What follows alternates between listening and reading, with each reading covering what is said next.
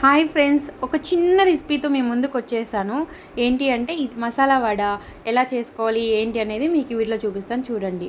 ముందుగా ఒక కప్పు శనగపప్పు తీసుకోవాలి. దాన్ని నీళ్ళల్లో 2 గంటలు నానబెట్టిన తర్వాత ఇలా మిక్సీ పౌడర్ చేసుకోవాలి. దాంట్లో కావాల్సిన ఇంగ్రీడియంట్స్ ఆనియన్స్, మిర్చి, వెల్లుల్లి, కొత్తిమీర, పుదీనా అవన్నీ నేను ఏదైతే మిక్సీ జార్లో పట్టుకున్నానో దాంట్లో వేసుకోవాలి.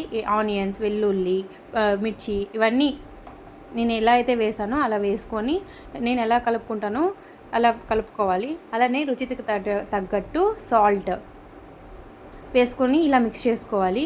అలానే నేను కొంచెం టేస్ట్ కోసం అల్లం, జీలకర్ర, గరం మసాలా యాడ్ చేసి మిక్స్ చేసుకున్నాను. తర్వాత నేను ఇలా చేసుకొని కొంచెం హ్యాండ్కి ఆయిల్ అప్లై చేసుకుంటే అతుక్కోదు. సో నేను ఆయిల్ అప్లై చేసుకొని వేసుకున్నాను. హాట్గా ఉన్న ఆయిల్లో ఇలా వేసుకోవాలి.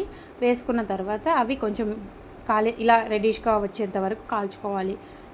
మీకు ఎలా ఉన్నాయో నచ్చినట్టయితే లైక్ అండ్ సబ్స్క్రైబ్.